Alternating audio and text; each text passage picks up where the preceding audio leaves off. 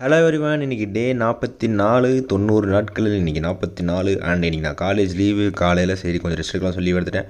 And காலைல பாட்டை போட்டுட்டு காலைல சமைக்க ஆரம்பிச்சிட்டேன். சரி சிக்கனில் ஃப்ரைட் ரைஸ் எல்லாம் சொல்லி ஐடியா பண்ணேன். ஆனால் சிக்கனில் கொஞ்சம் மனசு மாதிரி ஒரு காலிஃப்ளவரில் 250 கிராம்ஸில் சிக்கன் போட்டு லைட்டாக சிக்கனை மட்டும் போட்டு அப்படியே ஒரு ரைஸ் மாதிரி செஞ்சேன். ஆனால் காலையில் எனக்கு பெருசாக இது ஈடுபாடு ஆகலை, ஒத்து வரல. ஆனாலும் சாப்பிட்டு முடிச்சுட்டு இன்றைக்கி வெளியே போகலான்னு சொல்லி கிளம்பிட்டேன். வெளியே போயிட்டு வந்ததுக்கப்புறம் சரி காலையில் தான் சொதப்பிடுச்சு. மதியானம் நான் சூப்பராக பண்ணலாம்னு சொல்லிட்டு நானே யோசிச்சு ஒரு மசாலா அரைச்சேன். மசாலா அரைச்சிட்டு பண்ணேன், சூப்பராக வந்துச்சு. நானே எதிர்பார்க்கல. ஆனால் இது வந்துட்டு எனக்கு ஒரு நல்ல சாட்டிஸ்ஃபைடு தான். ஆனால் இருக்கிற கொடூரமான விஷயம், ஐஸ்கிரீம் சாப்பிட முடியாமல் ஐஸ்கிரீம் வாங்குறவங்க கூட போகிறது. நான் இன்றைக்கி கூட போயிருந்தேன். அப்புறம் இன்றைக்கி ஈவினிங் ஒருத்தர் ஏர்போர்ட்டில் சென்ட் ஆஃப் பண்ணணும்னு சொல்லிட்டு இன்றைக்கி போயிட்டு சென்ட் ஆஃப் பண்ணிட்டு ஜூஸை குடிச்சிட்டு அண்ட் நைட் வந்துட்டு தோசை கடைக்கு போயிட்டோம். இது வந்து தலாத்தளபதி தோசை கடை. இன்றைக்கி நான் வந்துட்டு இதுதான் ஃபஸ்ட் டைம் வந்துட்டு ட்ரை பண்ண போகிறேன். அண்டு டயட்டில் இருக்கும்போது நான் பெருசாக சாப்பிடல.